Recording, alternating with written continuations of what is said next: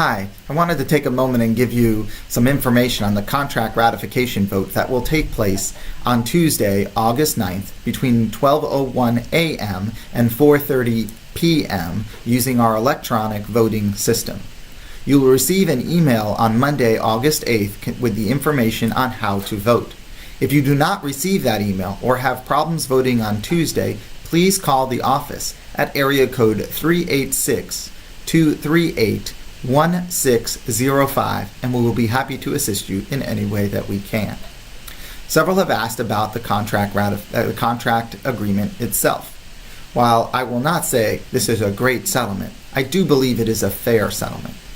Originally, the district was proposing cutting our health insurance by $14 million. This cut came with no promise of any pay raise. At impasse, the school board had proposed cutting our health insurance by $12 million and at the same time giving salary increases worth $12 million. While that sounds like an even swap, it really wasn't, because when you account for taxes and pension, we would have taken home a lot less money in order to maintain our health insurance.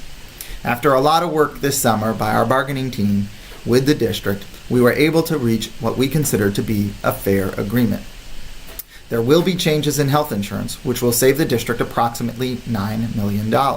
However, between the bonus money and the raises that we were able to negotiate, the district will be spending about $17 million on salaries. This means that our net increase is approximately $8 million once you account for the cut in insurance and the increase in salaries. We believe that to be a fair proposal. Additionally, we were able to negotiate changes to the health insurance plans, which make many of the plans much better, including the point of service plan.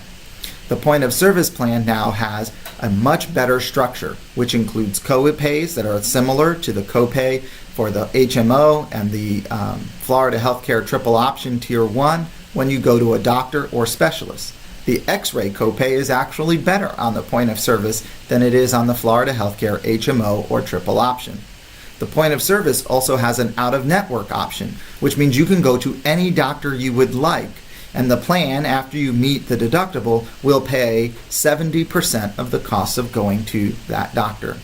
If you are a union member, you will also have access to the GAP insurance. The GAP insurance is an insurance plan that will help cover your deductible in the event that you are hospitalized. It also gives a rebate on emergency room visits, on advanced imaging needs, as well as some doctor visits. So we think the GAP insurance is a very viable option for many of you who are union members. So it's going to be something you'll want to look into, and we're going to have someone here at the office next week to talk to you about that if in fact you are interested in the GAP insurance. There are lots of reasons why you may want to consider switching to the point of service plan. We'd be happy to explain all of that to you. There's actually a document on the VTO website, www.vtoweb.org, that explains the differences between the plans and why it might be better to switch to a different plan, and a way that can save you money in premiums as well as minimize your risk. So please feel free to read that document. And if you have any questions, don't hesitate to email me directly at andrew.spar@floridaea.org. And I'll be happy to get back to you. You can also call me at the VTO office, 386-238-1605. It's going to be really difficult making a decision on health insurance, and with open enrollment starting now and going through August 17th, there's not a lot of time. So please, don't wait. Look at the information and feel free to contact us if you have any questions. Finally, the salary increases. We did negotiate a bonus that essentially covers for last year. It's a little bit over 1% of what a salary increase would have been. It's $500 for instructional staff, $300 for support staff. We also negotiated pay raises this year of 4.25% for instructional staff and 6.25% for support staff. Now, the reason the support staff raise is higher is because a few years ago, you may remember, instructional staff received a 5.3% increase, while support staff only received a 3% increase. And therefore, this 2% is making up for that missed raise several years ago.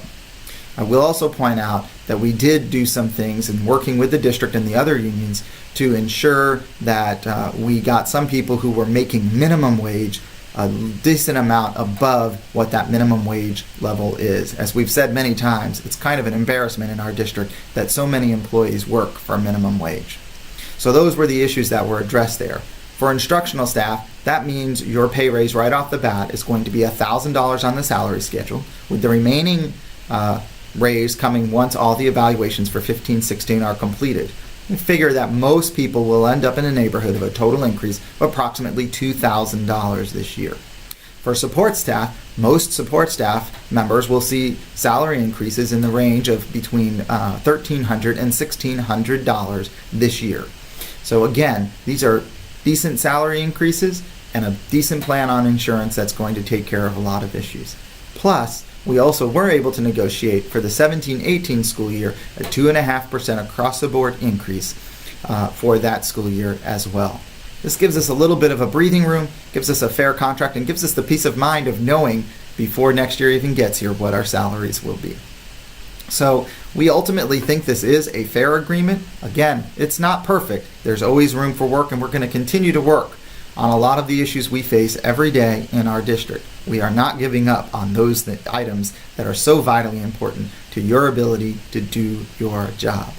So I hope you'll join us in voting yes on this contract ratification vote. Let's move forward. That bonus, by the way, will be paid on August 19th, in little after the week that students come back.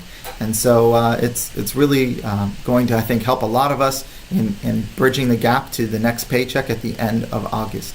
Again, if you have any questions at any time, please don't hesitate to email me at andrew.spar@floridaea.org or give us a call at the office at 386-238-1605. Thanks.